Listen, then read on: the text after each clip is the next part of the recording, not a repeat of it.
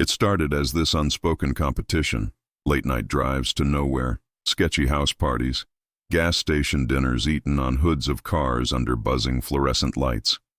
But of all those reckless little escapes, it was the trip we took into the Blue Ridge backcountry that really stuck with me. Not just because it was stupid, okay, yeah, it was, but because I still can't explain what happened out there. Lark had just gotten her license reinstated after months of court stuff and the long, messy fallout from a breakup that had kind of gutted her. I think deep down she needed to feel capable again, like she could survive something hard and still walk away with her head held high. And honestly, I just needed a break from Charleston. I was sick of campus life, sick of traffic, sick of listening to my roommates bicker over whose turn it was to wash the dishes. We didn't plan much. Looking back, that seems insane. But at the time, it felt right. We found this old paper map buried in her dad's desk drawer, probably unchanged since the 80s. He'd marked a loop trail near the Carolina-Georgia line, said he'd hiked it back in college. It cut through old coal country, overgrown, off-grid, no cell service, no ranger station. But the way he talked about it made it sound like the perfect place to disappear for a couple of days. We left around 9 in the morning and reached the end of the road by noon. And I really do mean the end. The asphalt just gave up halfway up a ridge, like it got tired of pretending to be useful. We parked next to this busted-looking sedan that had clearly been sitting there a while. The windows were fogged with grime, no license plates, just the ghost of where they'd once been. The tires had sunk slightly into the gravel. I pointed it out and said, "That's sketchy." But Lark just shrugged. "Probably hunters," she said. We climbed over a rusted gate that barely clung to its hinges and started walking. Right away, the heat hit us like a wall, thick, humid, and unrelenting. Within minutes, my shirt was glued to my back, and my legs felt like I'd wrapped them in wet towels. The trail was faint, barely more than a suggestion, winding through dense brush that seemed way too tall for late summer. We followed the northern fork, heading toward what used to be a creek bed. It was dry now, just packed dirt and pale rocks scattered like someone had dropped a puzzle and lost interest halfway through. There were no signs, no trail markers, just this narrow track curling around a ridgeline and dipping into a dark stand of trees where the canopy swallowed most of the light. And the deeper we went, the quieter everything got. First the birds stopped, then the bugs, and soon even our own footsteps sounded too loud. That silence, it wasn't peaceful. It felt staged, like something had hit pause on the whole forest. You don't realize how much background noise there usually is until it's gone. I turned to Lark and said, "You feel that?" Like something's off. She didn't answer. Just slowed down, scanned the trees behind us for a long beat, then picked up her pace. That was the first time I'd ever felt real tension from her, and she's usually the one laughing in the face of danger. Then we heard it. One set of footsteps behind us. Just one. Crunch, drag, stop. We froze. I turned, expecting to see another hiker, maybe someone who'd followed us in, but there was no one. Just empty woods and the trail stretching back into silence. We waited. Nothing moved. No wind, no birds, not even a branch swaying. It felt like the whole forest had turned into a photograph. We started walking again, slower this time. I counted my steps in my head. 1, 2, 10. Then it came again. Crunch, drag, stop. Closer, heavier. It didn't sound like someone trying to sneak up on us. It sounded like they didn't care if we heard. I whispered, "Someone's following us." Lark gave me this quick look, jaw tight, eyes sharp, and nodded. She didn't even try to brush it off. The trail curved uphill, and on the left we spotted a ridge with a collapsed shelter leaning against a chunk of rock. It looked like one of those old Appalachian trail shelters from decades ago, more wood than function. The roof had caved in on one side, but part of it still stood. Hanging from a bolt embedded in the rock wall was a thick, dirty rope, stiff with age but still holding. I pointed up and said, "We're going up now." Lark didn't argue. We scrambled for the rope and climbed. The rock was rough under my hands, and my boot slipped once near the top, but we made it. Crouched behind what remained of the shelter, we had a clear view of the trail below. I was still catching my breath when Lark suddenly stiffened. She didn't speak, just stared. A man had stepped out from the trees, maybe 20 feet behind where we'd just been. He wasn't dressed for hiking, just jeans, scuffed boots, and a tan jacket zipped halfway up. No pack, no gear. Nothing about him said he belonged out here. He looked like he'd wandered straight out of a DMV line and into the woods by accident. But it wasn't just his clothes. It was the way he moved, or didn't move at all. He didn't call out, didn't look confused. Just stood there, head tilted slightly, eyes locked on exactly where we were hiding, like he'd known all along where we'd gone. I called down, voice low but firm. "We don't want any trouble. We're just hiking through." No reaction. Not a blink. Not a word. Then, without breaking eye contact, he started walking toward the rock. Slow, deliberate steps. Not rushed.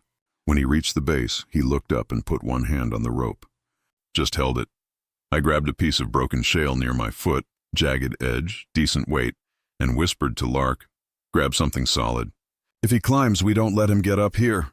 She moved fast, snatching up 2 rocks near the collapsed roof and bringing them over. We crouched there, weapons in hand, waiting. He didn't speak.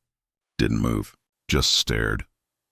Then, after what felt like hours, but couldn't have been more than a minute, he blinked, let go of the rope, and stepped back.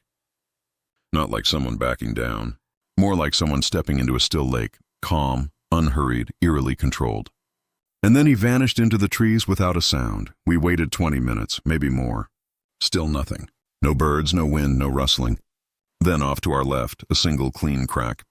A branch snapping. "That's enough," I whispered. "We're going. You first." Lark didn't argue. She eased down the rope, landed lightly, and turned to keep watch while I followed. My legs felt like concrete, but I didn't let them slow me. Once we were both on the ground, we moved. No talking, just steady steps, ears sharp, eyes scanning every shadow. Slowly, the forest began to come back to life. A mosquito buzzed. Leaves rustled. Birdsong returned, as if whatever had pressed pause had finally decided it was over. By the time we reached the truck, everything sounded normal, but too normal, like someone had just hit play on a nature sound machine. We checked the cab, looked under the truck bed. Nothing. No signs of anyone. Before getting in, I turned and looked back at the trail. I thought I saw movement just past the tree line, but it could have been the wind. Or it could have been him still watching. We drove out in total silence. Didn't speak until we hit cell service again near Fairmont. I pulled up the trailhead on my phone. Nothing came up. The road we'd taken didn't even exist on the map. That was the last time I ever went hiking without telling someone exactly where I was going. The second story started out in the Virginia Appalachians, way past the usual trailheads, beyond the dirt roads people still name after their uncles. The job came with no title, just a set of coordinates printed on matte paper, a grainy photo clipped to the top, and a single line typed in all caps. Target is male, 19 years old. Use carfentanil. Do not underestimate. I remember holding that paper and staring at those last 3 words. Do not underestimate. That's not the kind of warning you see in this line of work. Usually it's all about discretion, timing, contingencies, not outright cautions. But the payout was too good to pass up, and the job was clean. Half the money wired through a laundering front we'd used before. The rest dropped in vacuum-sealed bundles at a P.O. box in Coldwater. No signature needed. No paper trail. Dell and I had a rule. We don't turn down clean money unless something screams. And this job? It didn't scream. It just whispered. Unsettling, sure, but not loud enough. Dell was 10 years older than me and felt like 100 in experience. Ex-military, though he never bragged about it. He carried himself with this quiet, grim stillness like he'd already died a few times and just kept walking. Scars on both legs from a botched compound recovery in El Salvador. He never talked about it much. We'd been working together for nearly 4 years by then, mostly doing retrievals and high-risk security escorts. We never asked why.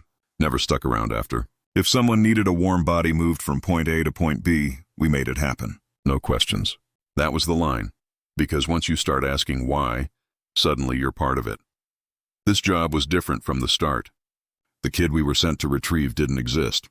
No birth certificate, no ID, no name, just a face and an age. The coordinates placed him deep in the woods, off-grid, supposedly holed up in a hand-built A-frame cabin that didn't show up on any property ledger or satellite map. Dell dug around on survivalist forums and black sites, places where posts vanish within hours. Most of it was nonsense, but one line stuck with me. It's not just wild. It's wrong. Another claimed someone had seen a pale figure walking naked through the trees, moving like it had too many bones. Dell dismissed it all. "You know how it is," he'd said. "Someone sees a shadow. Next thing you know, it's a skinwalker." I wanted to believe him. But I still packed extra ammo. We couldn't take the truck all the way in. The road gave out about 6 miles from the coordinates. So we hiked. Steep inclines, rocky ridgelines, trails so overgrown they looked like no one had walked them in years.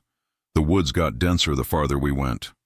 No birds, no wind, just the sound of our boots and the occasional click that vanished before you could pinpoint where it came from. That silence started getting to me. It wasn't peaceful. It felt staged, like everything around us had gone still on purpose, because we were there. By the end of the second day, we were exhausted. We set up camp without a fire, too risky, kept it cold and quiet, shared a pair of binoculars and took turns watching the tree line. At exactly 3:17 a.m., I saw him, standing maybe 40 yards away between 2 tall pines, completely still, as if he'd been there long before I noticed. He didn't move, didn't flinch. Then without warning, he stepped backward and disappeared behind the trees. I didn't sleep after that. Just lay there staring up at the canopy, waiting for something else to shift in the dark. At dawn, we found the shelter nestled in a hollow, almost camouflaged by the hillside. The A-frame wasn't ruined. It looked absorbed, like the forest had started taking it back, then changed its mind halfway through. There was no smoke, no markings, but the path to the door had been cleared, as if someone had swept it with a hand broom. Even the leaves looked arranged, unnervingly neat. I positioned myself 50 yards uphill, prone behind a fallen tree, tranq rifle steady.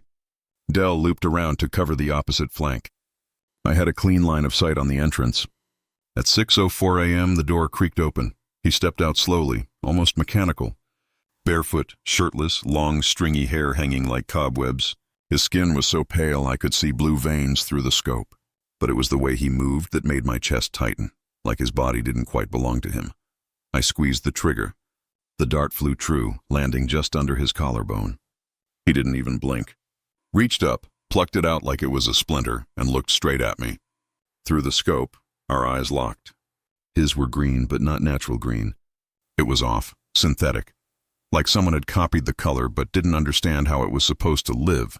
Then he turned and walked back inside. I waited. Dell returned and asked if I'd missed. I didn't even look at him. "No," I said. It was a clean hit. We gave it 10 more minutes. Nothing moved. So we approached, me with my rifle up, safety off. Inside, the cabin was sparse. A neatly made cot. A steaming tin cup of tea untouched on a crate. A small pile of bones on a shelf. No labels. No explanation. And the dart placed neatly on the floor, parallel to the cot. Like someone had set it there with care. He was gone. Dell stepped out to do a perimeter sweep. I stayed inside, checked the back wall. The mirror was cracked, but recently wiped clean. Just as I turned to follow him, he screamed, and Dell didn't scream, not ever. That's what told me. I bolted outside and saw him, half sunk into the ground at the base of a cedar. Arms raised, torso still above the surface, but everything from the waist down swallowed by a fresh, raw hole. "Something's got me," he shouted. "It's pulling." I grabbed his arms and yanked. Dirt flew everywhere, but whatever had him was stronger, like a rope being reeled in from deep underground. Then came this awful, snapping sound from below, and he was gone, just gone, like he'd been flushed down a throat in the earth. I dropped to my knees and shined my light into the hole. It spiraled downward, dark and wet. Then I saw fingers clawing up, then a shoulder, then a face.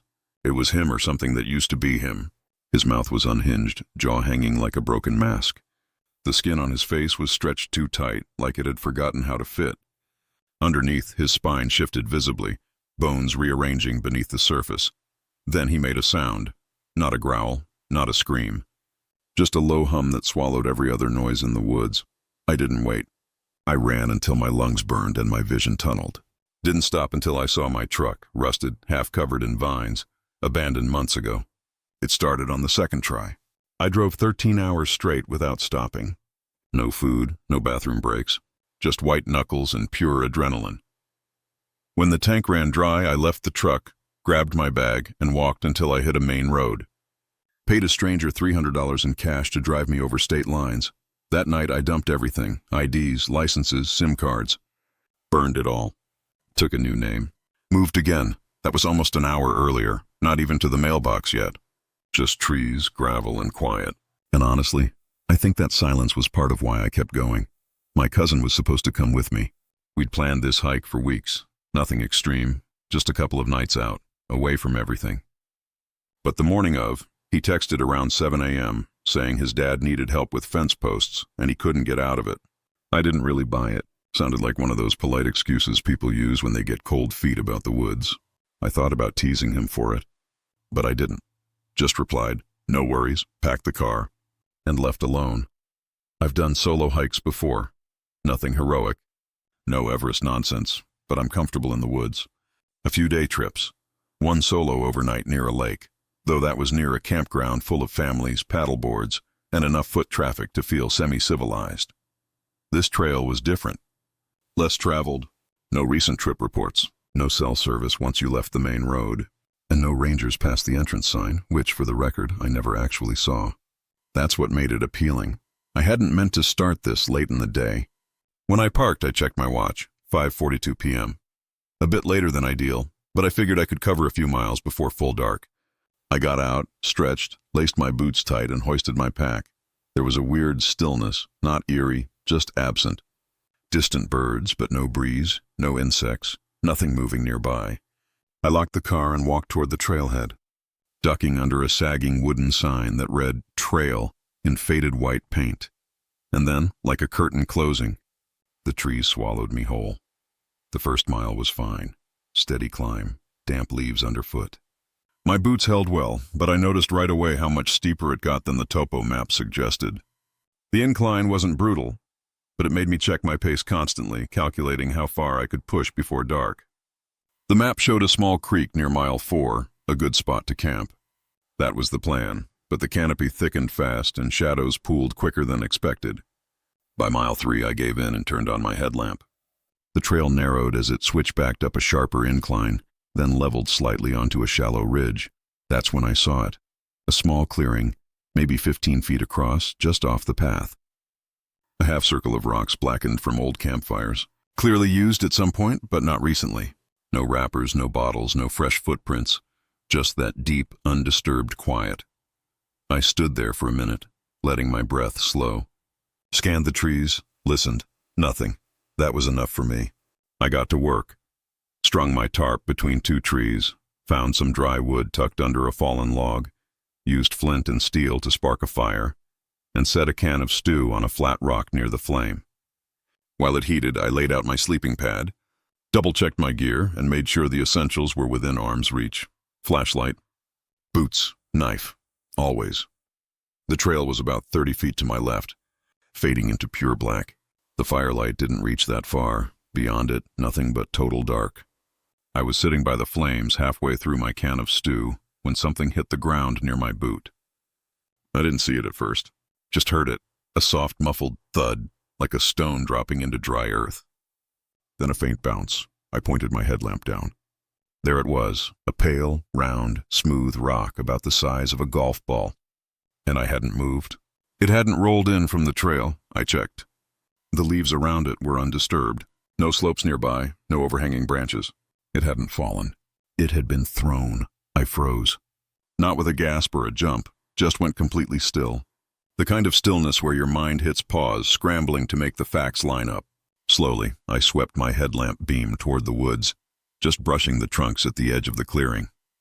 The light only gave me 10, maybe 15 feet of visibility, enough to know I was exposed, not enough to see what might be watching. I stayed crouched, stew and still in one hand, light in the other, scanning for any flicker of movement, any shift in sound. Nothing. After about 15 minutes, I started breathing again. Told myself maybe it rolled from higher ground, maybe a squirrel knocked it loose, anything rational. But it didn't feel right. Not at all. I cleaned up, carefully banked the fire, and crawled under my tarp. Flashlight to my right, knife unsheathed under my left hand, just in case. I eventually drifted off, then something snapped me awake. Not a sound, not a sight. Just an instant, wired alertness, like my body had been yanked out of sleep by an invisible string. The air felt heavy, dense, pressurized, like the hush before a storm. And then I heard it, leaves shuffling. A few steps, then a pause. Not close enough to see, but not far either. I reached slowly for my flashlight. When I spun around, heart hammering, I saw it. My light was still on, but it was lying in the leaves about 12 feet away, pointed straight into the woods. Someone had moved it. I don't roll in my sleep, and there's no way it ended up there on its own. I shoved my feet into my boots, no time to tie them, and crouched low beside the dying fire. The coals glowed faintly, casting just enough light to outline the tarp. I threw on 2 thick branches to revive the flames and gripped my knife tight. Hiking back in the dark crossed my mind, but with someone already circling and my flashlight clearly tampered with, I figured I was safer staying put, where I could at least see what came at me. So I stayed up. Every hour or so I heard more movement. Always in the trees, always just far enough away to be dismissible. Wind, an animal, your imagination. But my ears strained so hard it gave me a headache. At one point it sounded like pacing, someone walking back and forth across the trail, slow, measured, then silence. Then a low dragging sound like something scraping bark. I didn't sleep. Just before dawn it got worse. Footsteps closer this time, 7 feet away. Slow, steady, deliberate. Not running, not sneaking, just walking. And then they stopped, right behind a tree at the edge of my tarp. I couldn't see it, but I could feel it, like a weight pressing against the dark. I sat frozen, knife in hand, watching the dim firelight flicker across my pack. For what felt like 2 hours I didn't move, barely blinked. No breaths I could hear, no rustle from me, just cold, held silence. Then the trees began to glow. First gray, then soft blue. Birds returned, tentative at first, then fuller. It felt like the forest had finally exhaled. I didn't waste a second. Packed up without breakfast, laced my boots so tight they hurt, double-checked every piece of gear, and stepped onto the trail without looking back once. The next 3 miles were agony. Every snapped twig made me whip my head around. Every squirrel sent my pulse spiking. When I finally saw the clearing where I'd parked, I sprinted, nearly fumbled the keys, threw myself into the car, slammed the door, locked it, and backed out so fast I scraped the bumper on a rock. I didn't care. I just drove. I didn't stop until I saw pavement. Pulled into a gas station outside Galax, bought a Red Bull, and stood by the pumps just breathing for the first time in hours. The girl behind the counter asked if I'd been camping. I nodded. Didn't say another word. I was 17 when it happened. My Uncle Grant owns a handful of cabins deep in the Kentucky side of the Appalachians, way off-grid, off-map. You'd need a photo to even find the turnoff. Every fall, he lets families stay for a weekend. No cell service, no streaming, just propane, firewood, and what he calls brain medicine. My cousin B and I decided to take him up on it. She's the same age as me, same height, same taste in music, and the same stubborn streak when it comes to calling each other out. A weekend without phones or parents felt like our last real break before senior year swallowed us whole. We ended up in a weathered log cabin perched on stilts, with a metal roof and sagging porch boards that groaned under every step. The bedding smelled like old smoke and damp wool, cozy in that strange, slightly unsettling cabin way. The generator sputtered, coughing fire, then silence, then fire again, but it ran long enough to keep the fridge humming until we turned it off. Day 1 was perfect. We found an old game trail leading to a stream cold enough to numb your toes. Sat on the bank, dangling our feet in, laughing over peanut butter sandwiches.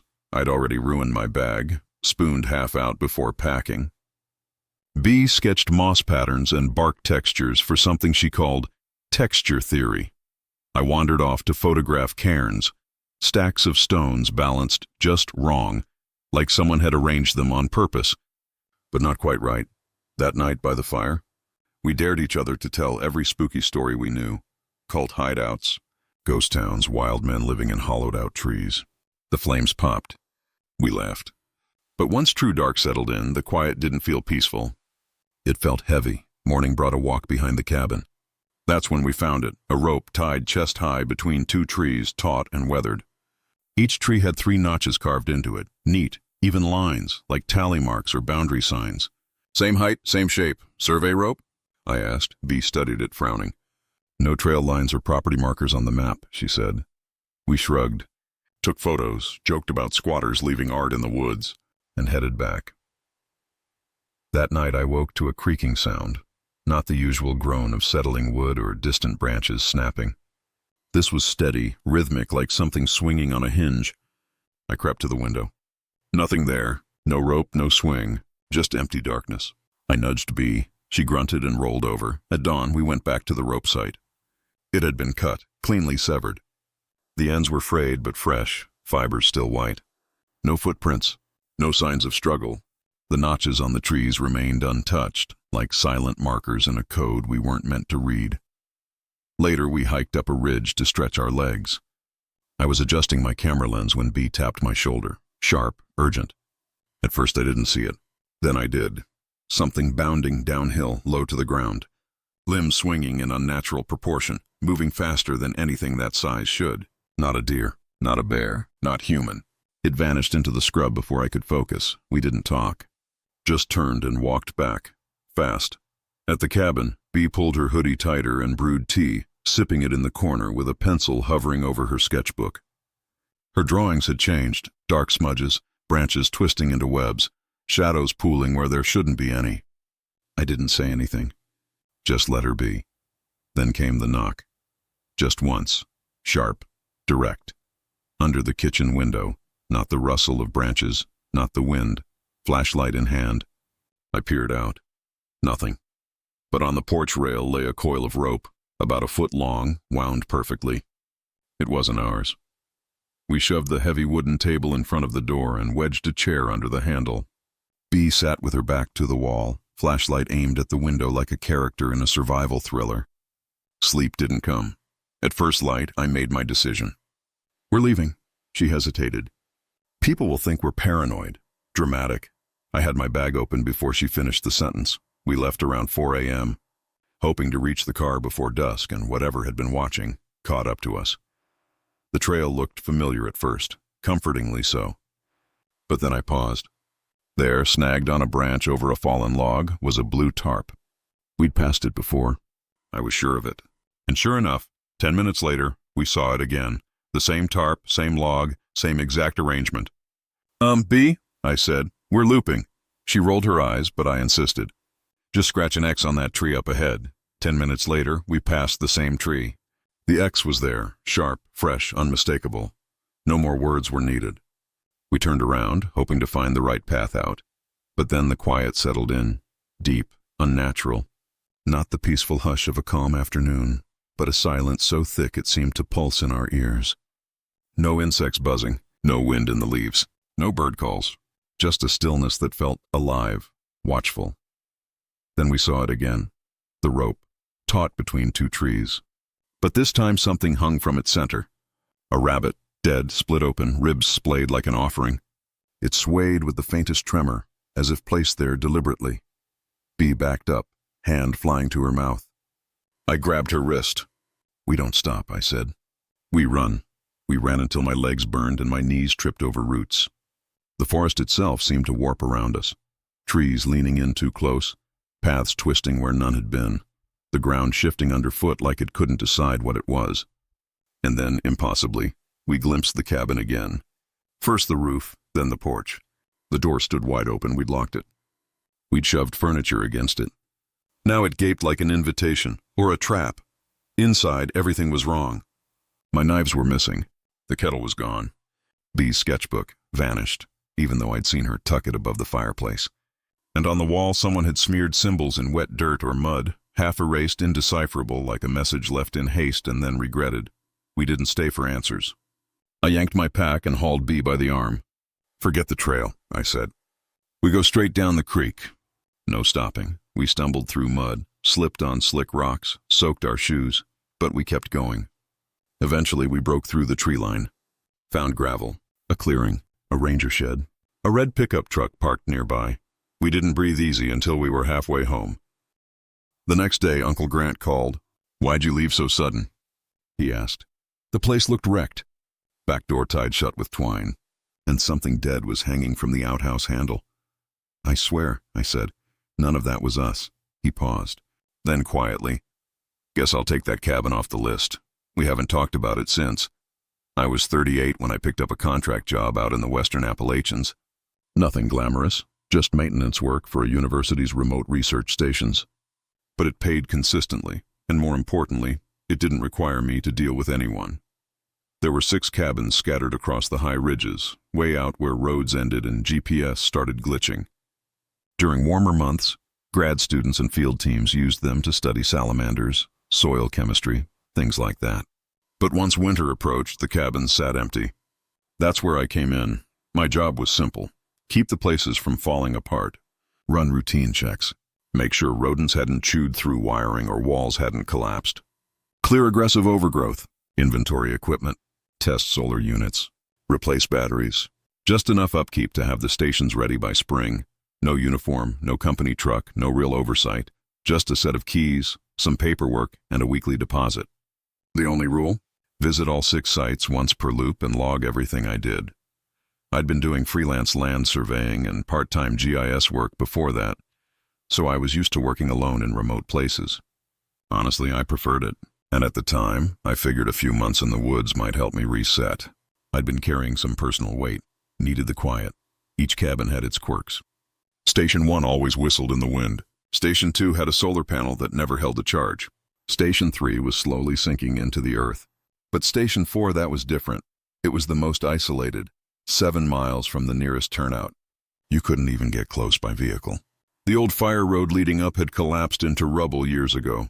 Roots, sharp stones, eroded drop-offs. The only way in was on foot, through tight, deer-carved switchbacks. No signs, no markers, just a faint path and one distinctive rock with a red scrape across it. That was your signal to turn left. I didn't mind the hike. It was tough but peaceful, the kind of silence that feels earned. The cabin itself was small and square, sturdy, simple. Just room for a cot, a workbench, a few cabinets. 2 doors, front and back, both solid wood with old-school metal push-bar locks like you'd see in a school hallway. 1 key fit both, and I was told it was the only copy.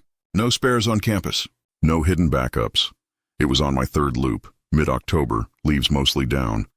Daylight fading fast. The things began to shift. I reached Station 4 around 4:30 p.m. The light was already slanting low, casting that strange, hollow twilight the hills get in late fall. I stepped onto the porch, unlocked the front door, and walked in like always. Dropped my pack, pulled out my inventory sheets, then I heard it, a sharp metallic clunk. From behind me, the sound of the rear door's lock disengaging. Froze, listened. The back door creaked open, just a crack, and then slammed shut so hard the windows rattled and dust rained. From the ceiling beams, my body moved before my brain caught up.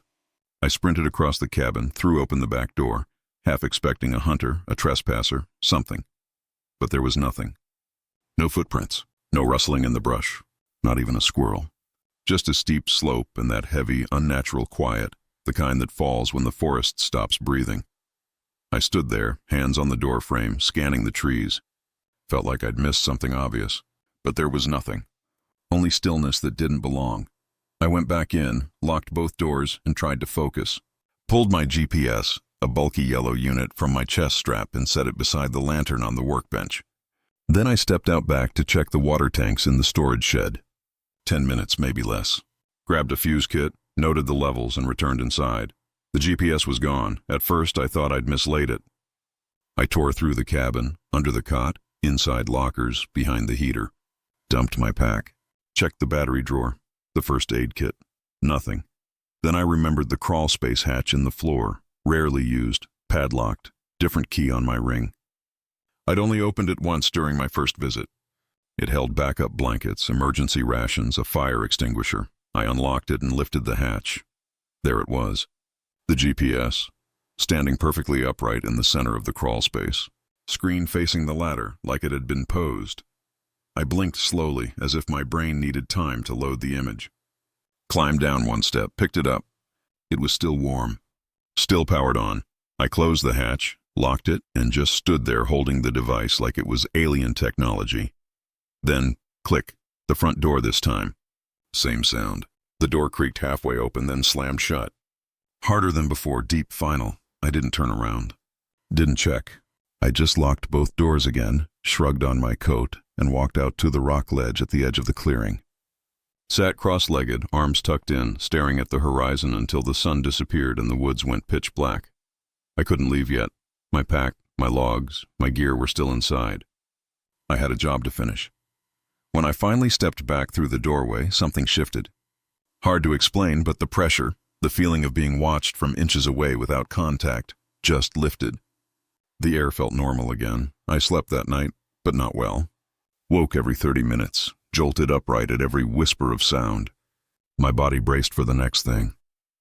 In the morning, I remembered the trail camera I'd mounted on the first loop, under the awning, pointed at the front door. I checked the footage. At exactly 6:42 p.m., the door opened halfway paused, then slammed shut with force. No figure, no animal, no wind, just the door moving in total silence. It kept happening after that, never the same way twice. Once my weather gauge vanished from the log shelf. Another time my spare batteries were lined up on the windowsill in perfect rows. Once I woke to find both boots placed neatly outside the front door, even though I'd left them by the cot. I never told the university. Never filed a report. I finished the season, submitted my logs, and collected my last payment. But I never went back to Station 4, and I made sure to burn that key before I left the mountains. For good. I found it 3 hours later, perched on the lid of the composting toilet behind Station 2, over 4 miles away. Another time, the maintenance binder, the one that never left my backpack, turned up behind the fire tower ladder at Station 1. I hadn't even visited that cabin in over a week. There were never any signs of forced entry. No broken locks, no scratched doors, no footprints, just my belongings quietly relocated, like they'd been borrowed and returned to the wrong places on purpose. One week I left my backup radio on the desk. When I came back days later, it was inside the sealed water barrel outside, floating at the very bottom. The lid hadn't been pried open. No scratches. No reason it should have been in there at all. I stopped reporting it to the field office after a while. They didn't take it seriously. One guy joked, "Maybe you've got raccoons with a vendetta." Another suggested I was just exhausted. Seeing things. I kept up the routine for a few more loops. Then I quit the job completely. Back then, I had this job that never quite fit into polite conversation. People would ask, "So what do you do?" And I'd just say, "I walk trails." I'd watch them try to figure out if I was serious. I was. That was the whole gig. Sometimes I worked for parks departments, sometimes for private contractors. Most of the time I went alone. Drones and topo maps are great, but they don't tell you where poison ivy's creeping in or whether a switchback's been buried under deadfall. That's what boots on the ground are for. That month, I'd picked up a contract for a section in western North Carolina, deep Appalachia. The kind of place where GPS starts lying and your phone might as well be a brick. The area didn't even have a real name. Just a designation, Hatcher Gap Unit 3-1er, sounded more like a warehouse inventory code than a piece of forest. According to the notes, it hadn't been surveyed in 15 years. Still technically part of the trail network, still under management, but neglected. No campsites, no shelters, no official trailheads. It butted up against private parcels, but otherwise, just blank green on the map. That explained why the payout was twice my normal rate. It took me over an hour to find the access gate. And by gate, I mean what used to be one. Rusted, bent sideways, half swallowed by kudzu, about as secure as a garden trellis. I left my truck tucked off an old forestry road, packed my tent, 2 days of food, extra batteries, and a detailed GPS grid they'd emailed me.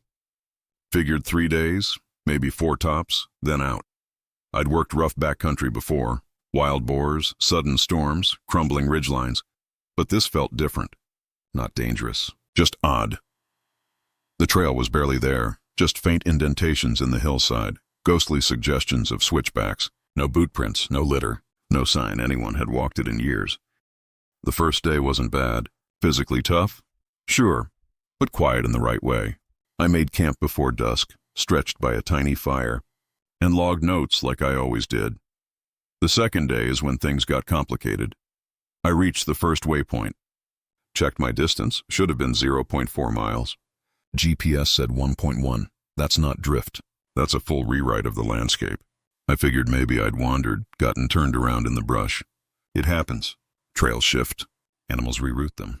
Landslides redraw the map. I updated my notes and kept going. Late morning, I hit a ridge that made no sense. The trees just stopped. Like someone had shaved a clean stripe across the slope with a lawnmower. Just this long, grassy corridor cutting straight through the forest. At first, I thought utility cut, maybe power lines. But there were no towers. No cables, just empty space. Too neat to be natural. Too silent to feel safe. I crossed it quickly, trying not to think too hard. On the other side, nailed to a crooked pine, was a wooden sign. No letters, no symbols. Just a dark, weathered plank warped with age, sagging like it was tired of standing. It didn't say anything. It just was like it was watching. I took a photo. Not because I needed it, just habit. You see something odd, you log it. That's the job. That night after sundown, I started hearing voices, muffled, low, like two people having a quiet conversation through a wall, except there were no walls. And I was 30 miles from the nearest road. I sat up in my tent, unzipped the flap, held my breath. Nothing. Then it came again. Farther off this time. Still no actual words. Just the rhythm of speech, the rise and fall of human cadence. I stayed frozen for almost an hour, waiting for it to come closer or fade away. Eventually it stopped. I slept, but not deeply. The next morning, I checked my camera. The photo of the sign wasn't there. Everything else was the trail damage. Erosion shots, bark markings, but not the sign. I scrolled back and forth like that would fix it. Told myself maybe the shutter hadn't fired. Maybe the file corrupted. It didn't feel true, but I needed it to be. Day 3, the trail started unraveling. Sections just vanished into brush. I had to bushwhack more and more, and every time I recalculated my position, I ended up somewhere I hadn't intended to be. I started marking trees, bright orange paint blazes, my standard practice for retracing. Made 7 by midday, spaced evenly so I could backtrack if things got worse. Later that afternoon, I passed one of them again. Same tree. Same ridge. Same drip of paint dried in the bark's notch, but I hadn't turned around. My compass still read north. I'd been walking straight. I stared at it for a long time. Then I just kept moving. Didn't say a word. That night, I didn't light a fire. The silence was total. Then something brushed the tent. Not wind. Not an animal. Too deliberate for that. Slow, intentional, like fingertips dragging across the nylon. I stopped breathing. It came again, lower this time, tracing the curve of the tent wall. Like it was searching for an opening, I whispered. "Go away!" From the trees, a voice answered. My voice. Flat. Hollow, slightly off pitch. "Go away. Go away." My skin went cold. I didn't close my eyes once that night. At first light, I broke camp fast and started walking, harder than I should have, checking GPS every few minutes, trying to lock onto the next waypoint. But nothing matched. The terrain didn't align with the grid. The sun rose over my left shoulder, which should have meant I was heading south, but my compass still insisted I was going north. I stopped trusting everything. Eventually, I walked into a clearing. It was the exact same one from my first night. Same scorched fire ring, same moldy log, same angle of the hillside. I hadn't doubled back. My notebook was clear, straight line progress, every point logged. But somehow I'd returned to where I started, and all my orange blazes? Gone, every single one. At that point I stopped thinking. I just started going downhill. Didn't matter where, just a down. I followed gravity like it was the only thing left that made sense. No birds, no animals, just my breathing and the crunch of boots. After a few hours, I found a stream. Good sign. Water usually means you're nearing a boundary. Then I saw the trash on the bank. A crushed protein bar wrapper. A broken tent pole and a roll of my own flagging tape, still sealed. I'd already been here. I'd crossed this stream on day 1. I sat under a tree, opened my knife, not because I needed to, just because I wanted it open. I waited. The sky never changed. No sun, no shadows. Just this weird gray half-light, like the world had forgotten what time it was. No wind. No birds. Just dead air, and that cold electric feeling of being watched. Then, through a break in the trees about 50 yards off, I saw it. The forestry gate. My truck was still there, covered in pine needles and dusted with leaves. It looked like it had been parked for months. I ran. Full sprint. Don't even remember getting in. Just the slam of the door, the weight of the key in the ignition. It turned. I reversed out like a madman, tires spitting gravel. Didn't stop until I hit asphalt and got cell service. I called the number on my job sheet, the forestry office out of Asheville. A guy answered. I gave him my location and told him what I'd seen. He went quiet for a long time. Then he said, "No one's been in Hatcher Gap since 2006. 2 contractors went missing out there. Their gear turned up, backpacks, GPS units, boots, but not them. The unit was never officially closed. It was just quietly left off future assignments. No one talked about it. No one went back. I was 13 years old, and my uncle's cabin in the Smoky Pines was the one place on Earth where I felt completely, unquestionably safe. He'd built it himself after walking away from his job in Savannah, a rare, real-life example of someone actually following through on one of those dramatic start-over fantasies. Somewhere between a midlife crisis and a frontier daydream, the cabin sat deep in the woods, 2 miles up a rough gravel track that didn't appear on any map. If it had rained recently, the last half-mile was too muddy for the truck, so we'd hike in on foot. No cell service, no neighbors, just trees for miles and the kind of quiet you only notice once you realize how much noise you've been living with. Every fall, right when the leaves started turning, we'd go for a couple of weeks. It was tradition, something my whole family looked forward to. The place always smelled like wood smoke and dry pine. Jerky would be laid out in paper bags on the counter. An old gas lantern hung above the dining table, hissing when you turned it up too high. Uncle Darren called it his peace place. I used to think of it like a sealed bubble, totally untouched. Nothing bad could get in. Nothing weird could follow you up that road.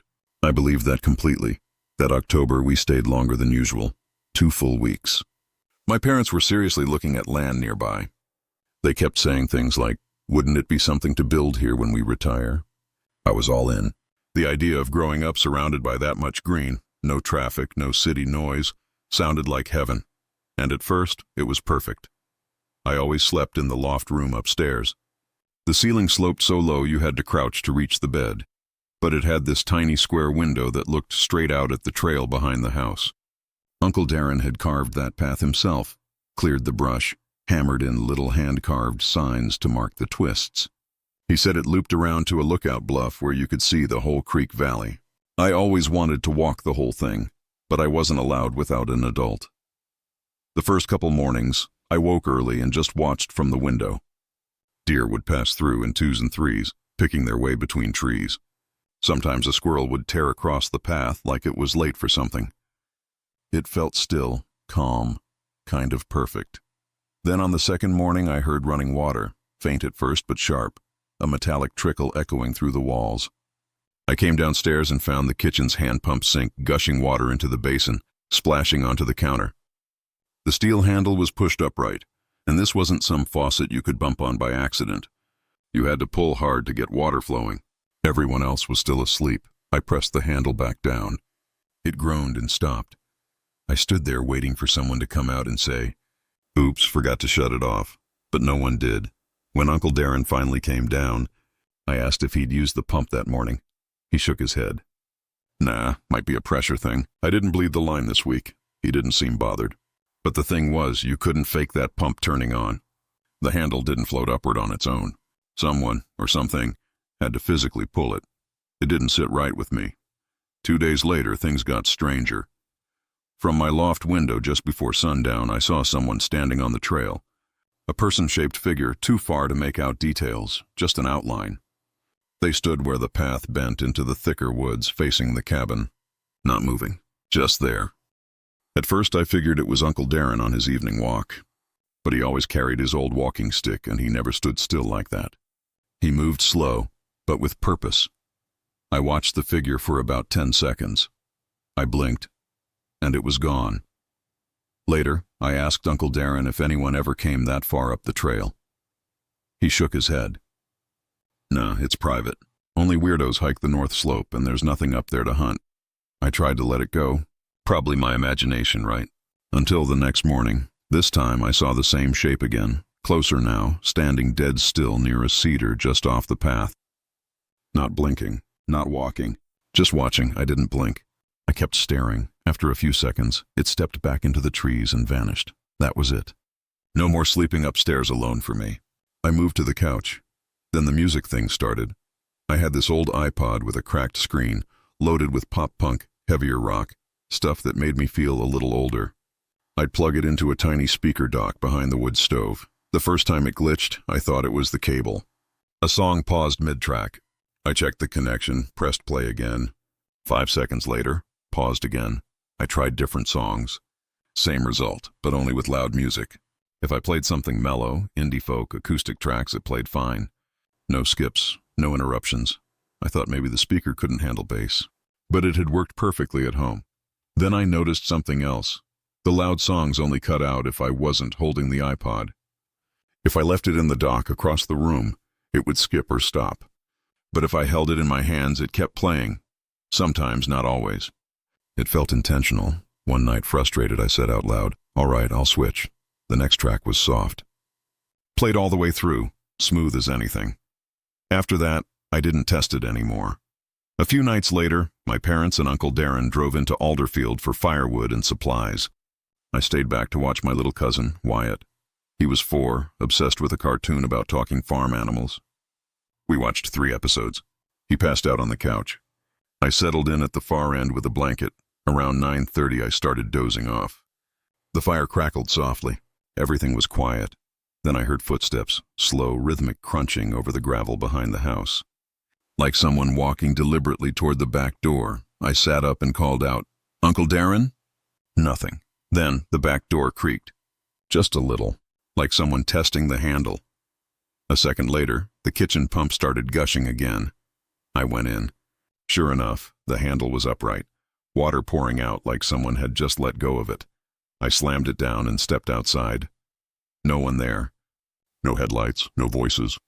The trees stood perfectly still. When everyone got back, I told them everything, even the figure on the trail. Uncle Darren went quiet for a moment. Then he said, "That pump doesn't hold itself open. You've got to keep weight on the handle to keep water flowing," which meant something, or someone, had been holding it. I didn't sleep much that night. Every noise sounded like footsteps. Every creak felt too long. The next morning, I pretended I had a stomachache so I wouldn't have to go outside. I stayed by the windows, glancing toward the trail, half waiting for that shape to reappear, but the woods stayed still.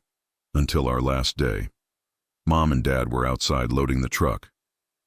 I sat at the kitchen table doing math homework, pretending everything was back to normal. Above the sink hung an old cuckoo clock, broken, dusty, no weights, no pendulum. Just a wooden bird in a box. At exactly 5:45 p.m., it chimed once, clear, mechanical. I looked up.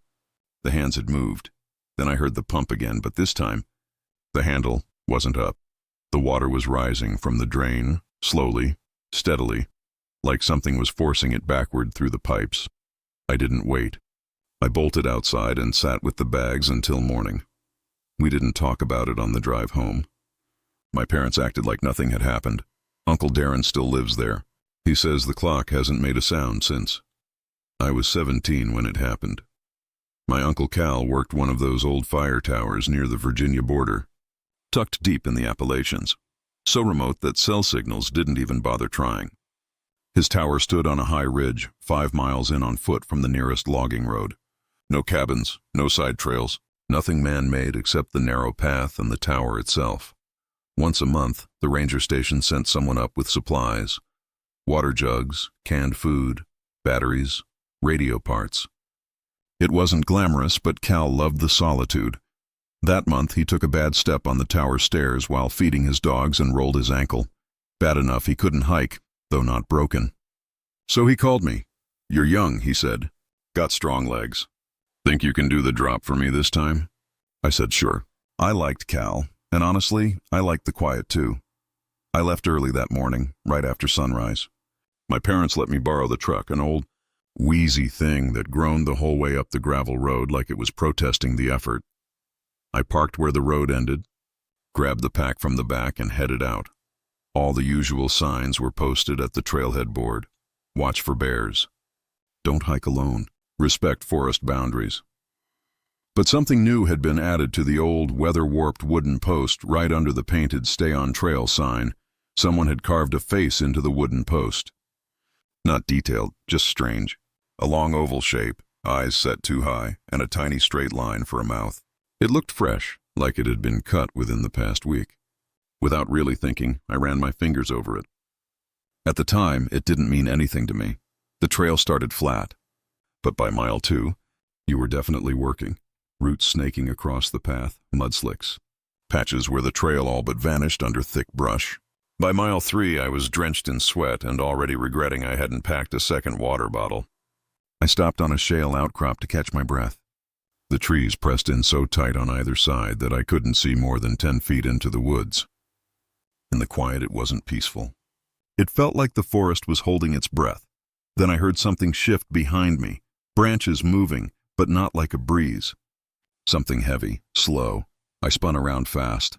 Nothing, no movement. No birds fluttering off, just the stillness rushing back in like a tide. I stood frozen for a full minute, listening.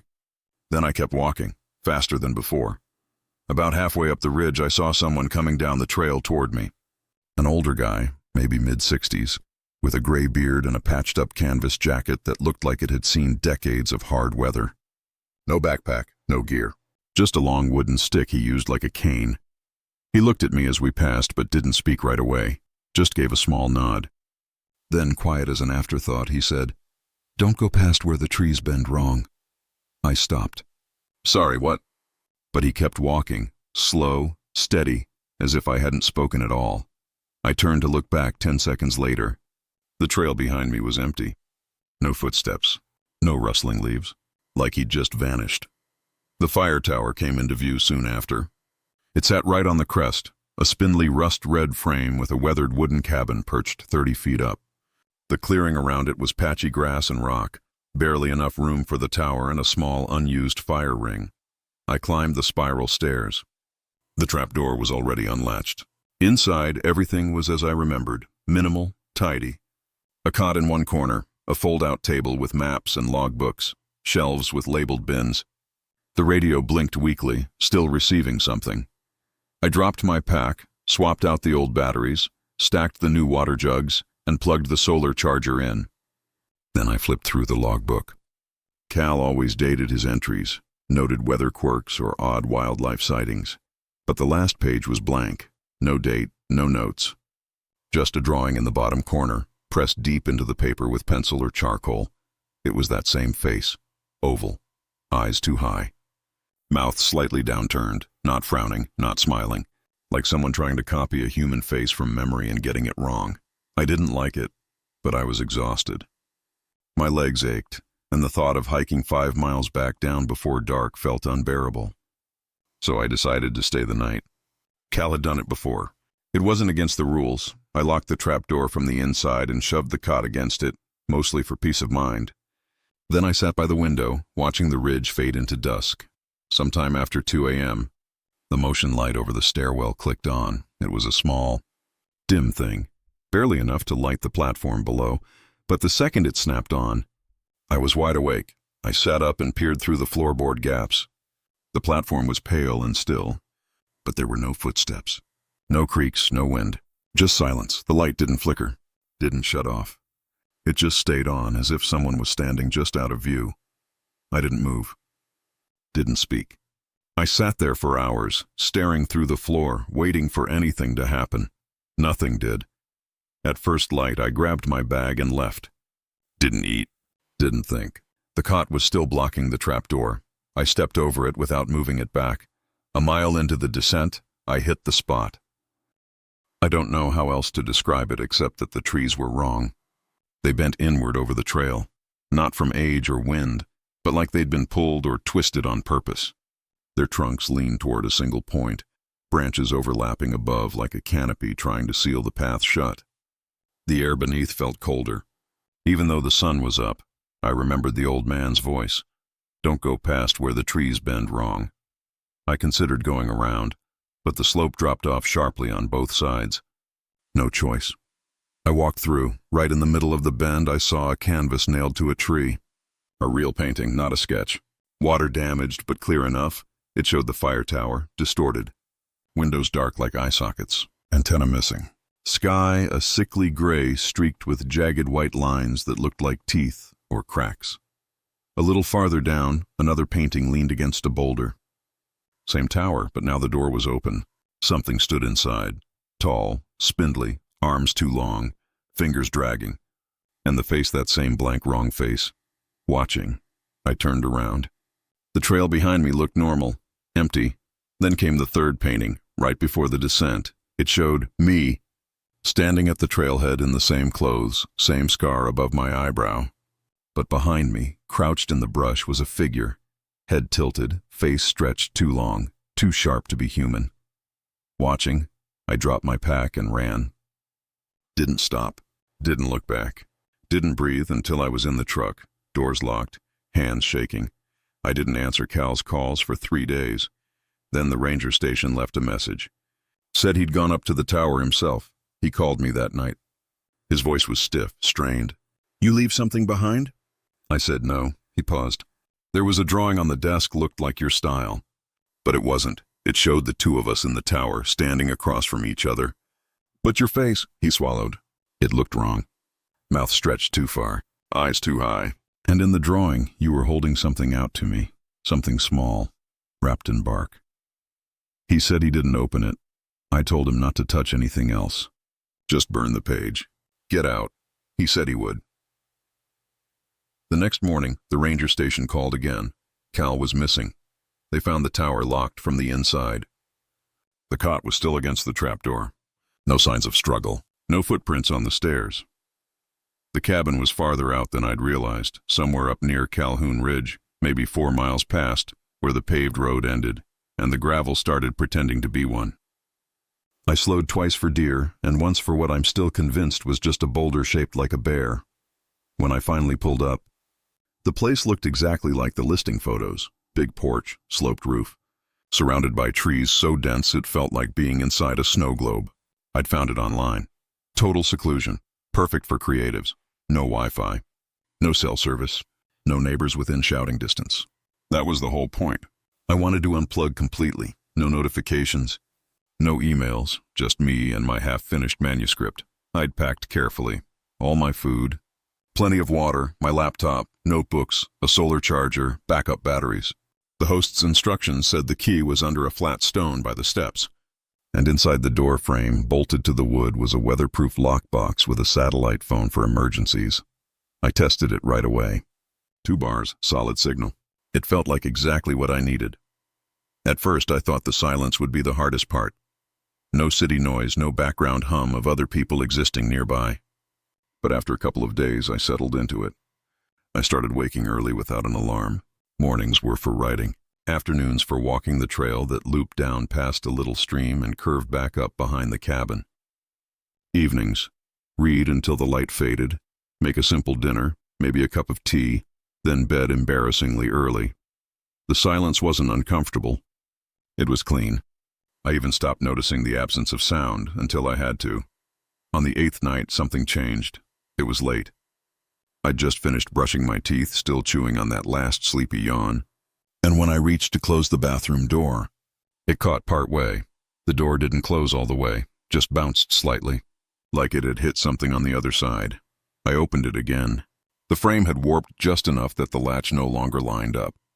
And there, low near the handle, was a shallow gouge in the wood, clean, deliberate, like someone had pried it open with a flat piece of metal. I hadn't touched that door all week. Barely even used it. I stood there, toothbrush still in my hand, staring at the mark. Not because I didn't understand what I was seeing, but because I couldn't figure out how it had happened. Then I noticed them. 2 footprints. Right beside the tub. Muddy, not fresh enough to be wet, but not dry either. Too precise to be accidental. Someone had placed their feet there, carefully, deliberately. They weren't mine, smaller, narrower, not boots. The edges were rounded, almost like they'd been made barefoot. And they were perfectly still, like whoever left them had stood there, unmoving for a long time. Without thinking, I wiped them away, like I was cleaning up a spill. Checked the rest of the floor. Nothing else, just those 2. I told myself I must have tracked something in, maybe damp socks, maybe I'd stepped oddly. Maybe I was overthinking. I do that sometimes. But the next morning the kitchen table had moved. Not dramatically, just enough to notice immediately. One leg had nudged the rug into a fold, sitting half on, half off. The whole table was shifted about 6 inches to the left from where I'd left it. I hadn't touched it. I stood there, coffee mug in hand, steam warming my face, while my brain scrambled for a logical explanation. Nothing came. Finally, I said out loud, "If someone's here, I want you to leave." I didn't know who I thought would answer. I checked the cabin methodically. Front door locked, back door secure, windows tight. The little basement hatch under the rug was still sealed with its rusted padlock. I tugged it just to be sure. No signs of forced entry. No new footprints. Nothing missing. But the feeling in the cabin had changed. You know how a room can suddenly feel heavier, like you've walked into the middle of a conversation you weren't meant to hear? That's what it was like.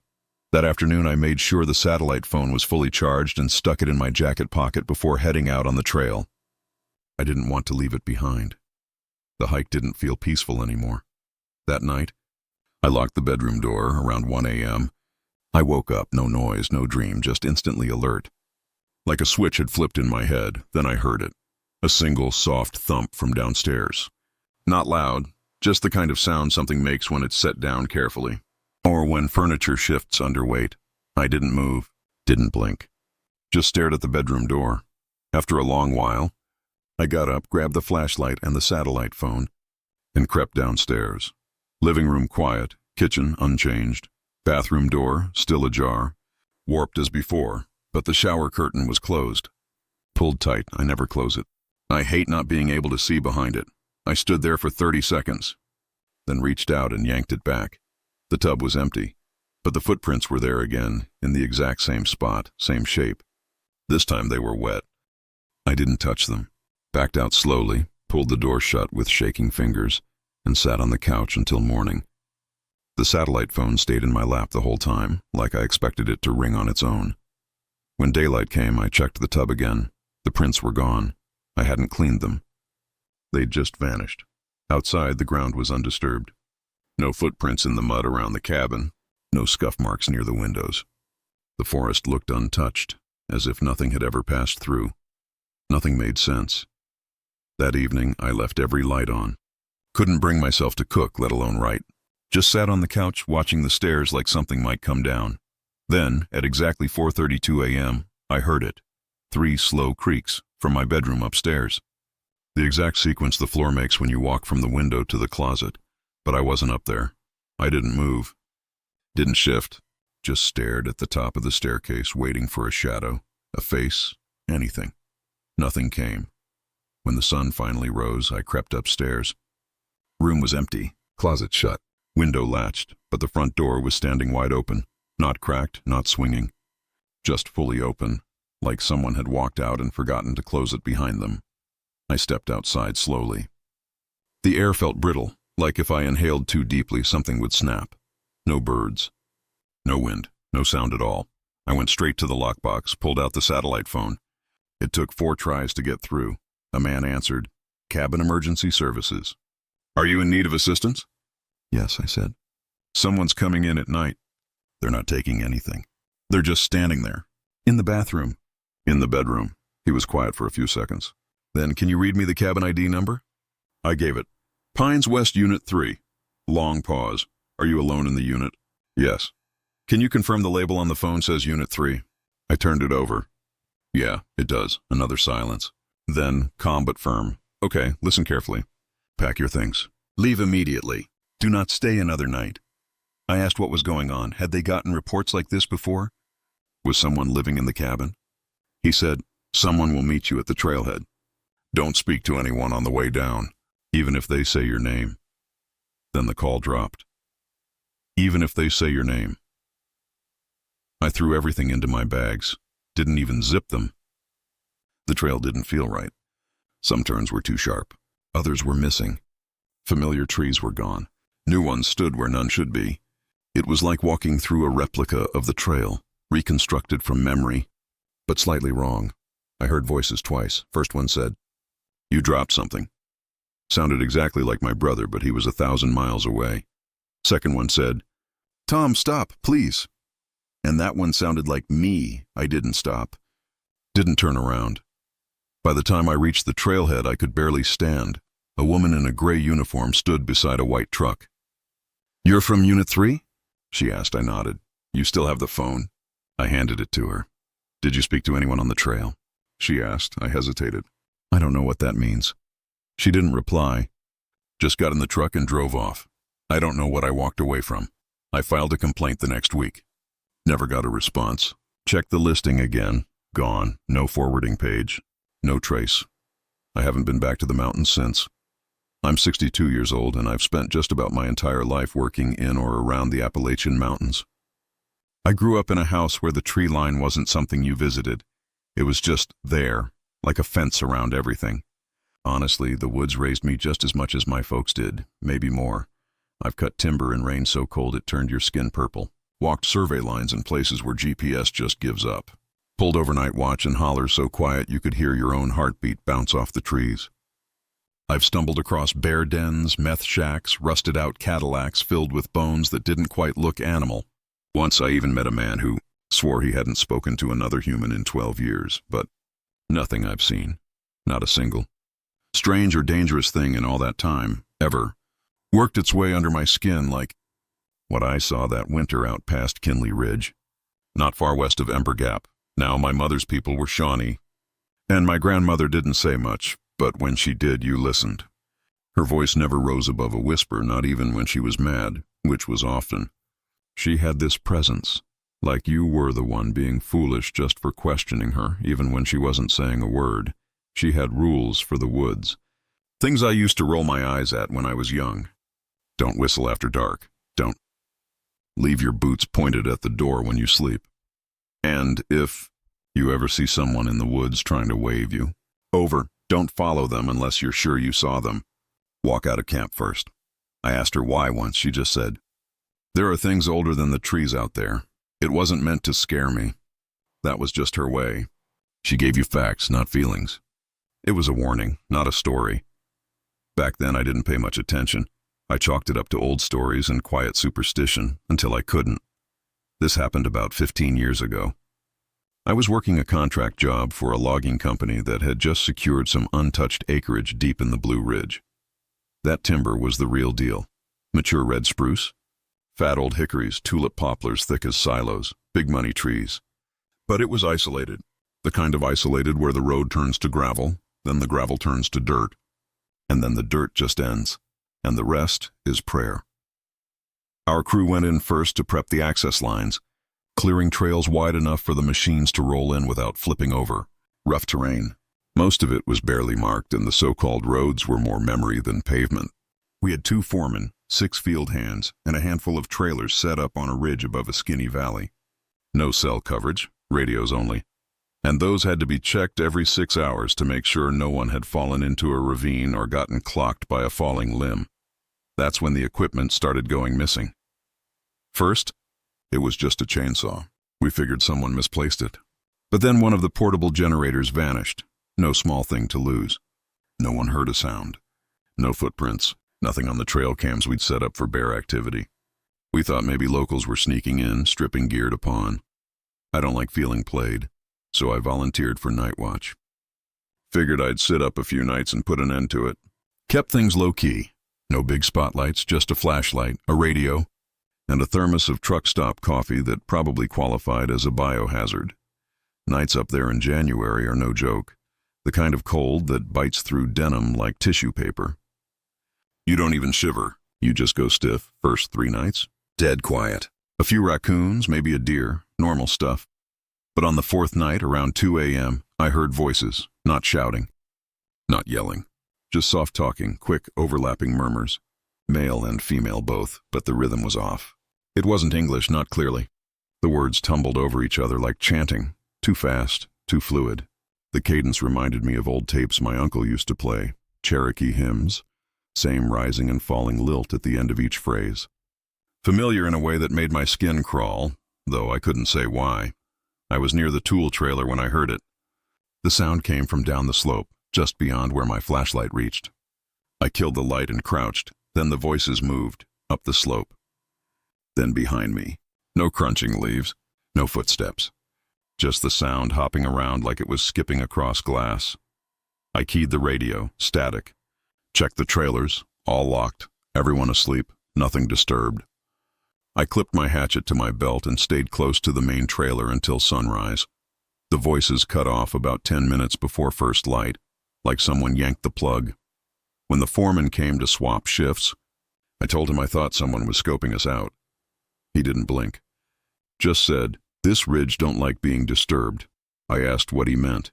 He walked off without answering. 2 weeks later, we were working a new section near Weaver Hollow, a place with a reputation for weird weather. Fog would roll in thick and low even under clear skies, cold pockets that wouldn't burn off by noon. The trees were older, taller, and some had black streaks along the bark, almost charred, though there hadn't been a fire out there in decades. That day, I was paired with Micah, a younger guy from Lancaster. Good worker but new to the woods. His idea of roughing it was hotel Wi-Fi going out. We were laying fiber through a newly flagged route between ridgelines. Took the ATV out, followed the markers, but the trail didn't match the map. Boulders weren't where they should be. A stand of trees we'd passed an hour earlier showed up again on the opposite side. Something was wrong. Then we rolled into a clearing that wasn't on any map, too circular, too flat, like someone had scooped a perfect bowl out of the mountainside. No birdsong, no insects, just silence, dense and waiting. I stopped the ATV. Micah hopped out, fiddling with his phone, trying to get signal. I stayed seated, map in my lap, trying to figure out how we'd gotten turned around. That's when I saw the deer. A big buck, 8 points, standing near the tree line. But it wasn't grazing. Its head was turned fully toward us, ears flicking, frozen in place. Then the trees opened. No rustling, no cracking branches, just parted like a door swinging wide, and something stepped out. It wasn't a bear. I know bears. This thing walked like a man, but nothing about it was human. Broad-shouldered, arms too long, almost to its knees. Reddish fur, matted in places. Head sunk low into its chest like it had no neck, and the face still visits me, eyes deep set. No whites, no shine, just flat black pits that didn't reflect light. Mouth hung slack. Square teeth packed too tight, more than should fit in a jaw. It moved fast. 3 strides, and it had the buck. One hand on the antlers, the other gripping the hindquarters. A single twist, and the deer folded like wet paper. Then it looked at me. Not at me. Into me, my chest clenched. Legs locked. I couldn't breathe. Couldn't blink. It turned and walked back into the trees, carrying that buck like it weighed nothing. Micah never saw it, eyes glued to his phone the whole time. I didn't say a word. Just started the ATV and told him we were pulling back. He didn't ask why. We found the real trail an hour later. Finished the run in silence. Got back just before dusk. The foreman was waiting. "How'd the ridge look?" he asked. "We got off track," I said. "Terrain's weird, but we got it done." He stared at me a beat too long. Then, "All right, don't go that way again tomorrow." I nodded. Didn't argue. Didn't ask. I never told Micah what I saw. Never told my kids. The plan was simple. 3 quiet days driving from Asheville to Pittsburgh, staying off the main roads, just letting the mountains unfold in front of me. I wasn't in a hurry. I'd quit my job the week before, finally ended a relationship that had been coasting on autopilot for too long, and didn't want to answer any more texts that said, "You okay?" I wasn't really, but I didn't want anyone trying to fix it.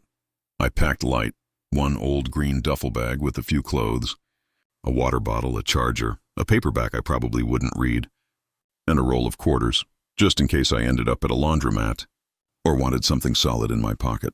I downloaded offline maps, tossed the bag in the back seat, and left before sunrise. It felt good. No clock, no itinerary, just me and whatever cracked back roads I felt like following. The first day was uneventful. Winding routes through the Blue Ridge, quiet towns, diners with strong coffee. I slept in the car that night, tucked into a corner of a national forest parking lot, windows cracked. A little cold, but not bad. The second day I drifted farther north, letting the Appalachian foothills swallow me up. Roads got thinner, less maintained. Houses farther apart, the kind of places where you'd drive for miles without seeing another car, and the only signs of life were homemade mailboxes or crooked porch chairs. It wasn't spooky, just still. It was like the land had stopped waiting for people a long time ago. I didn't even realize how low my gas was until the warning light blinked on. My GPS had been glitching all morning, mostly frozen on some distant dot that clearly wasn't where I actually was. I pulled over and gave the screen a hard reset, like that ever helps. Nothing changed. That's when I remembered passing a rusted metal sign about 10 minutes back. Elmer's Fork, Pop, 42 Queer. Could barely read it. The letters had faded into the same dull orange as the rust eating the edges. I hadn't planned to stop, but with the gaslight flashing and no clue how far I was from the nearest town, I slowed at the next curve, hoping to spot a convenience store or at least a gas pump. Instead, I saw a hand-painted sign nailed to a tree: gas, store, lodge, with a red arrow pointing right, down a steep gravel path. The lettering was uneven, faded, like it had been brushed on by someone who rarely held a paintbrush. I sat there, engine idling, thumbs tapping the wheel. Everything about it screamed, don't. But the gaslight made the decision for me. The gravel road dropped fast. The canopy overhead thickened so much it felt like twilight, even though it wasn't yet 4 o'clock. My tires kicked up pebbles, and more than once I wondered if I'd taken a wrong turn. The path narrowed, snaked unpredictably, seemed to vanish entirely before revealing another sharp bend. Then, without warning, the trees pulled back. I rolled into a clearing. A single building, small, weathered wood siding warped by sun and time. And in front of it, one gas pump. Metal faded to the color of old dishwater. The hose coiled like it hadn't moved in a year. I let the car idle and looked around. No cars, no power lines, no signs of life. My engine ticked in the silence like a clock trying to remember what time it was. Inside, a tiny bell gave a weak metallic ring. The smell hit me first, old wood soaked in something damp. Not quite mold, not quite vinegar, just stale in a way that clung to your clothes. Shelves lined the walls. Dusty cans of food, off-brand batteries. Pocket knives still sealed in plastic clamshells. A narrow counter held an ashtray and a newspaper laid open, as if someone had walked away mid-read. Behind it stood a man, late 60s, slicked back gray hair, denim shirt that might have once been blue. He didn't look up. Just turned a page. Just need gas, I said. What else do you say? He didn't answer. Didn't nod. After a few seconds, he pulled a key ring from a nail on the wall, shuffled outside, and manually unlocked the pump. I followed him out. Gravel crunched under our boots. I started filling the tank. The numbers rolled slowly, like the pump wasn't in a rush either. How far to the next town? I asked, mostly just to hear another voice. He didn't look at me. Just said, next one? That direction don't exist anymore. It was the kind of line that made me pause, like he meant it, literally. But before I could ask, he'd turned and gone back inside. I paid cash, climbed in, turned the key. My phone lit up like it was booting, then froze on the startup logo. I restarted it. Still stuck. I eased back onto the gravel road, but the way back looked wrong. The curves weren't the same. And now there was a fork that definitely hadn't been there before. I took the left. 10 minutes in, I passed a burned-out trailer, roof collapsed, windows blackened, screen door hanging crooked, swaying slightly even though the air was completely still. I stopped, turned around, took the right fork this time. 5 minutes later, same trailer. Same door creaking back and forth. I hit the brakes. Killed the engine. No wind, no birds. No distant hum of traffic. Just the uncomfortable hiss of silence pressing against the windows. I opened the door, stood up, stretched. That's when I heard it. Footsteps. Slow, steady, crunching gravel behind me. I spun around. A woman was walking toward me, barefoot, hair in a tight braid. Wearing a pale muslin dress with buttons down the front, like something from an old church portrait. Her face was calm, too calm. Her smile wasn't joyful. It was polite, performed, like she was playing a part. You're supposed to come back now, she said. Not, are you lost? Not need help. Just that. I stepped back into the car, locked the doors, threw it in reverse. She kept walking, but never picked up her pace. I didn't look at her face again. A few minutes later, I passed the trailer again, but now a man stood on the porch. Big frame, flannel jacket, thick beard. He held something long in both hands, maybe a metal rod, maybe a pipe. Didn't wave, didn't blink. Just stared. I drove faster, still no signal, still no working map. The road twisted upward until I reached a ridge. Ahead, a small wooden bridge stretched across a shallow gap. Boards warped, handrails broken like it had been forgotten for decades. I stopped just before it. Killed the engine again. Tried to think. That's when I heard it. A whistle. One sharp note. Paused. Then again. Same pitch, same rhythm. No melody. Just insistence. I didn't wait for a third. I turned the key and floored it back the way I came. Swerving hard at the fork and taking a path I hadn't noticed before. An incline winding sharply uphill. The trees began to thin. Light broke through in patches. Around a long curve I saw it. The store. Same damn store. But now the front door had a new sign, spray-painted in messy red letters. Closed. I didn't stop. Didn't look in the windows. Just kept driving. Eventually, the road ended at an overlook. Stone wall, scenic valley, textbook peaceful. Except there were no roads in the valley. No buildings. No movement. Just blank untouched space. I parked. Got out. My phone buzzed. 1 bar. I raised it to take a photo. Proof. Something to anchor me to a real place. Then I turned around. She was standing in the middle of the gravel road. Same dress. Same braid. Same vacant smile. She didn't speak this time. Just watched. I got in the car and drove straight off the overlook path. Crashing through underbrush. Snapping dead limbs. Didn't stop until I hit pavement. Real pavement. Smooth. Painted lines. I took the first road with a mile marker. 10 minutes later, I saw a sign for I-79. I didn't slow down. Just merged and didn't look back. That night, I stopped at a gas station outside Fairmont. Pulled under the fluorescent lights and just sat there, hands still on the wheel.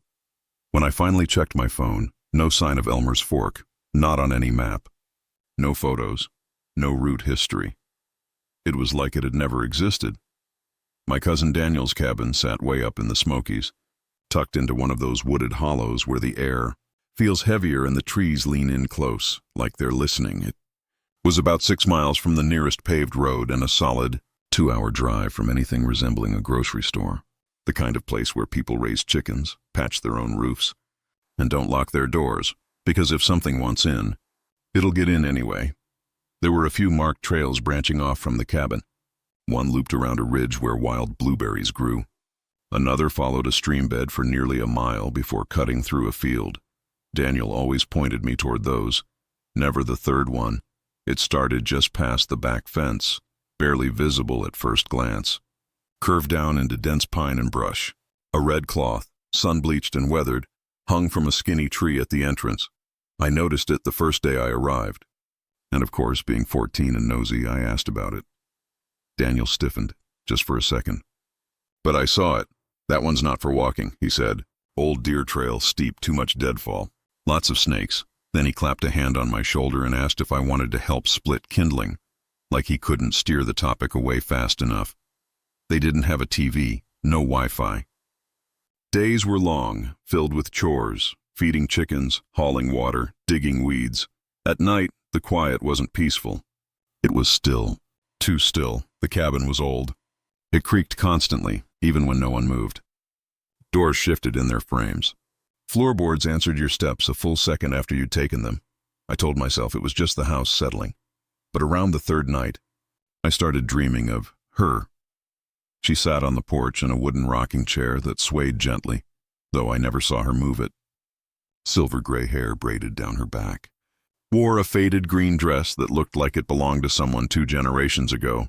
She called herself Eliza. Said it like I ought to know her already. She asked questions that were too specific. How are you sleeping? Do you miss your mom? What do you think about the way the woods change color with the light? Her eyes were the same washed-out blue as mine, not similar. Identical. Even though I'd never seen her before, something about her felt inherited. Like an old song stuck in your head from a dream you didn't mean to remember. She never threatened me. Never lured or scared me. Just sat there, calm, shelling beans into a wooden bowl. But the dreams didn't fade when I woke.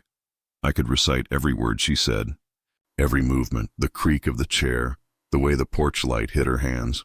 On the 4th night, she stood up. You're old enough now, she said. Her hands brushed her dress as she turned toward the steps. Come walk with me. In the dream, I followed her off the porch and into the woods. The trail was narrow, almost overgrown, but it didn't slow her down. She never looked back to check if I was still there. Just walked at a steady pace. Her dress barely moved. We reached a rusted iron gate, leaning sideways, wrapped in vines, half swallowed by dirt like it had been there longer than anything else. Beyond it, a square patch of land. I couldn't see it clearly, but I felt the wrongness of it settle in my chest. Eliza turned to me. "I can't see you anymore," she said. It didn't make sense. "Why?" I asked. "It's time for me to go." "But you'll remember the way now." Then she stepped forward and hugged me. Her arms were cold, not like ice. Like creek water in early spring. Cold that sticks to your skin and sinks deep, my whole body locked up. When I woke, my sheets were soaked in sweat. The house was dead silent. Later that morning, I went to check the red cloth on the tree. It was gone, not fallen, not torn. Just gone, like it had never been there. Marcy sat on the porch doing a crossword. Daniel was down by the tool shed. I grabbed my boots, didn't say a word, and slipped into the trees. The trail was still there, narrow, tangled. It dropped fast, forced me to duck under branches that grabbed at my shirt.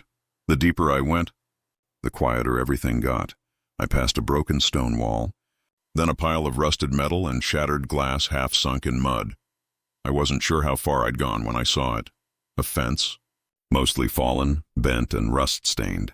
Inside, a small clearing that looked too even, too square to be natural. Stones poked up at angles like broken teeth. No names, just worn rock. Some barely broke the surface, and there the gate. Just like in the dream, one stone had a mason jar beside it. Inside, a scrap of yellow cloth folded neatly. I leaned in, but didn't touch it. That's when I heard her. "You came after all." I spun around. She stood under the trees. Same green dress, same braid, arms crossed, eyes exactly as they'd been in the dream. "You're not supposed to be here," I said. She didn't look angry, just steady. "You were the one who walked down," she replied. "I thought you had to go." "I did," she said. "But you didn't."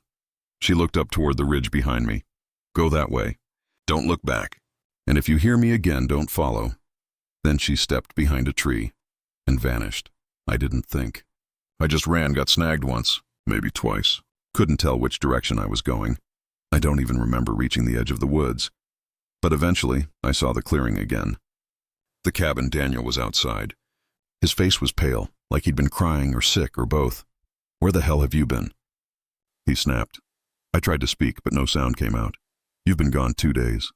I stopped cold. "No, I just went out this morning." Marcy came onto the porch. Her hand flew to her chest the second she saw me, like her heart had just restarted. That night, after things calmed down, I waited until I heard Daniel get up for water. I followed him into the kitchen. "Who was Eliza?" I asked. He froze. "Where'd you hear that name?" His voice was low, rough. "She told me." He pulled out a chair and sat like his legs wouldn't hold him anymore. "My mother had a sister, Eliza. She wasn't right in the head. Heard voices. Saw things. Gentle, but strange. One day, she just walked off into the woods. We never found her." "Did she live in this cabin?" I asked. He nodded. "Born in it. Never left it." Not until that day. I didn't tell him about the grave markers, the jar, the way the trail never seemed to point the same direction twice. But I asked one more thing. "That red cloth on the tree, who tied it?" He didn't look at me, just stared at the table. We marked the trail she walked down so nobody else would. I didn't sleep at all that night.